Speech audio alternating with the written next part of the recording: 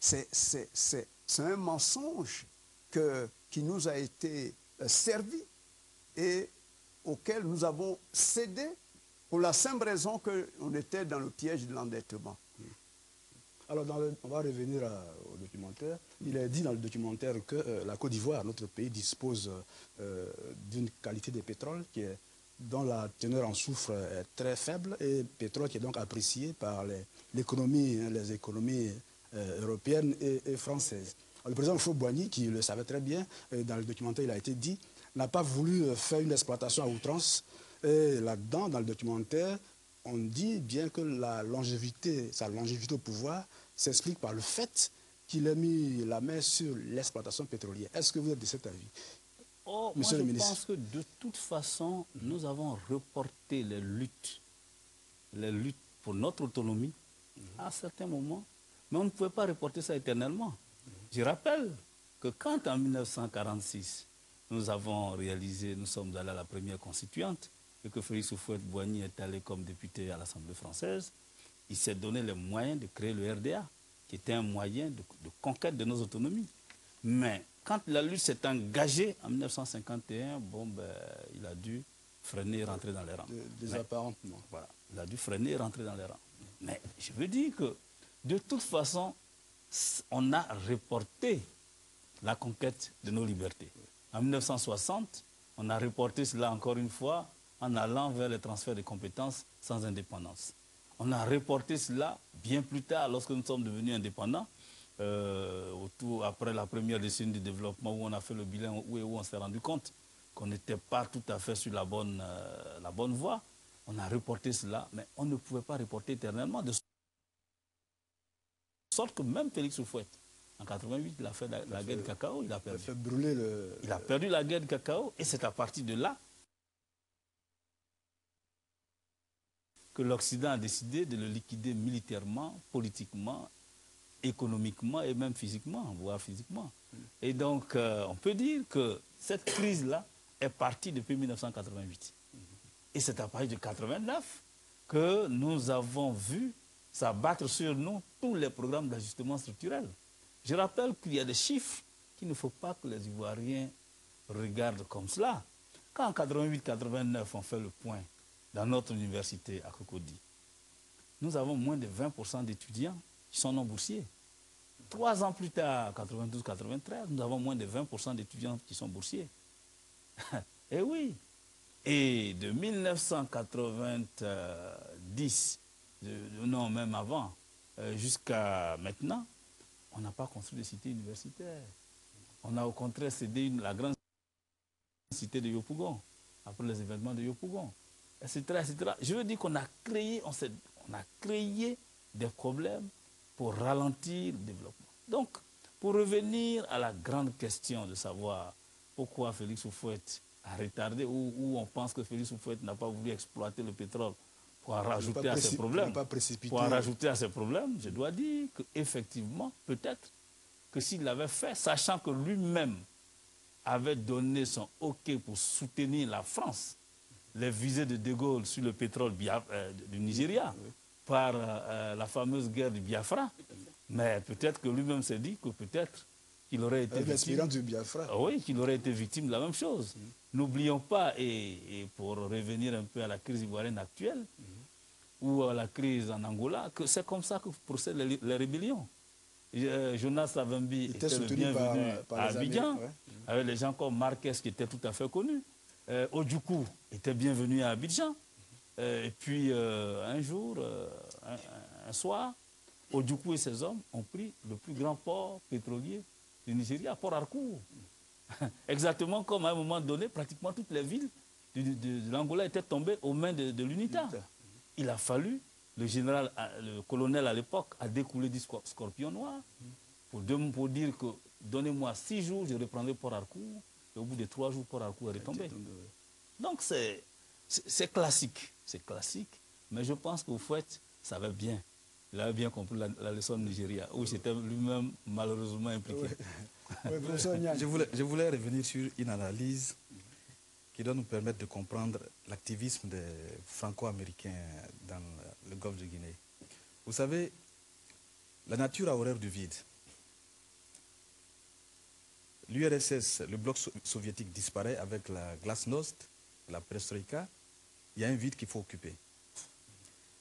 Mais ce vide sera occupé par une forme de capitalisme qui n'a absolument rien à voir avec le capitalisme américain et français. De quoi s'agit-il? Il s'agit de la bipolarisation du monde par deux formes de capitalisme. Le capitalisme américain, occidental, tel que nous voyons, qui aujourd'hui est mené par des États fragilisés par des complexes militaro-industriels, qui ont réussi à phagocyter le pouvoir, de sorte qu'un président peut être élu que quand ces complexes donnent leur aval. De tels présidents sont des objets, des pantins, aux mains de ces complexes, qui, devant l'agressivité et la pertinence en termes de méthodologie, de l'autre capitalisme, le capitalisme étatique, tel que les pays dits BRIC, Brésil, Russie, Chine, Inde, Sud-Afrique, leur opposent. Aujourd'hui, nous sommes devant un capitalisme sauvage. C'est une véritable jungle. Je donne deux exemples. La crise des subprimes aux États-Unis, par Madoff, La crise financière. Tout le monde. Qui a ruiné des Américains. En France, la première balade que fait Sarkozy, c'est dans le yacht de Bolloré. Vous comprenez que ces présidents sont tenus par ces gens. Et c'est Bolloré et Bouygues qui interpellent Sarkozy pour régler le cas ivoirien parce qu'ils perdent. Ils perdent en intérêt. Alors, vous voyez donc l'opposition, la bipolarisation entre un capitalisme sauvage où la loi n'est bonne que pour autant qu'elle s'exerce chez elle, mais ailleurs dans le commerce international, et notamment par rapport au commerce international avec les pays en voie de développement, il n'y a plus de loi. C'est la force qui fait force de loi. La force militaire, les coups d'État et autres. Et un autre capitalisme qui vient à visage humain dire, écoutez, vous avez des richesses, nous avons besoin de ces richesses-là, mais en même temps, nous proposons un deal gagnant-gagnant qui doit vous permettre aussi de vivre bien de vos richesses. Oui. Voilà un peu le cycle dans lequel nous sommes et qui explique un peu ces crises que nous avons un peu partout et contre lesquelles nous devons nous organiser pour opposer une résistance. Aussi dans le documentaire, je reviens toujours au documentaire, parce que nous en faisons une analyse des contenus. Il est dit que, Alassane Ouattara devient Premier ministre, il vend toutes les entreprises, ECI, l'eau, Côte d'Ivoire, Télécom, autres. Et puis arrive M. Bédier. Avec M. Bédier, le président Bédier, c'est la continuité, on peut le dire. L'éléphant d'Afrique, tous les chantiers d'éléphants d'Afrique sont aux maîtres des entreprises françaises. Ça a été noté dans le documentaire.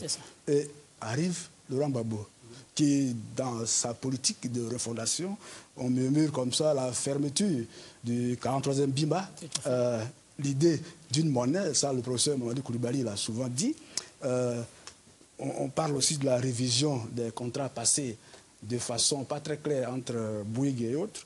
Et puis, Laurent Gbagbo parle aussi de la hausse de la manne pétrolière, un contrat gagnant-gagnant avec les exploitants de ces puits de pétrole. Alors, est-ce que tous ces projets, parce que ce ne sont que des projets, ne sont pas à la base, n'est-ce pas, aujourd'hui, de problèmes que nous connaissons? Je ne crois pas. Enfin, ça y est pour quelque chose, mais l'analyse n'est pas complète. Pourquoi? Si c'était cela, Bédier Konari n'aurait pas perdu son poste. Parce que dans cette affaire, on oublie la place des paradigmes de gouvernance. Je dis que, en réalité, c'est la question, le traitement de la question de la préférence nationale. qui est au cœur du débat. Bédié Konaré a beau vouloir faire les éléphants d'Afrique avec toutes les entreprises françaises, dès qu'il a lancé l'ivoirité, même si s'en est expliqué pour dire que c'était un concept culturel, les Européens, les Français et autres, ils ont bien compris qu'il s'agissait de remettre en cause tous les paradigmes de gouvernance du fouet centrés sur la question de la préférence nationale, au sens où, pour Houphouët, ou au moment où Houphouët dirigeait la Côte d'Ivoire n'appartient à personne. C'est ça qui est au centre du débat. La Côte d'Ivoire n'appartient à personne. Deuxième paradigme, la France peut faire ce qu'elle veut. La France peut disposer de la Côte d'Ivoire. Parce que si les Français étaient à la recherche d'avantages spécifiques, Gbagbo ne leur a rien enlevé. Non. Il ne leur a rien Au contraire, Gbagbo est un francophile. Vraiment un francophile. Mais ce qu'ils comprennent comme message, c'est qu'en réalité, ils pensent et ils se rendent bien compte que les paradigmes de gouvernance d'Houphouët ne peuvent plus continuer. On revient à autre chose. Parce que dans cette affaire, les Européens pensent qu'ils sont bien plus malins qu'à l'époque, que tout le monde.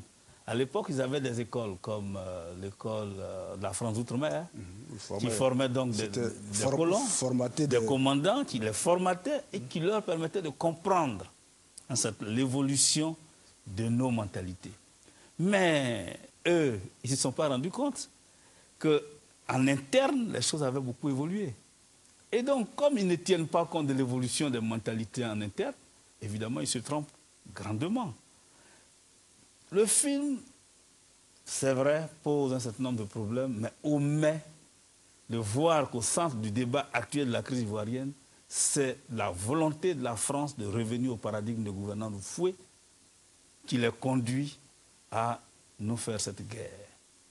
Ça veut dire quoi? N'oublions quand même pas que quand Houphouët-Boigny était président de la République, le secrétaire général de la présidence était un Français, le directeur de cabinet était français, la secrétaire particulière était française, Mme Plazané, tous les conseillers étaient français, et naturellement, tous les conseils des ministres, l'ordre du jour de tous les conseils des ministres était faxé d'avoir l'Élysée. Et dans les moindres détails, même la nomination d'un cadre, pour nommer simplement un cadre à telle ou telle responsabilité, il fallait demander l'avis des Français.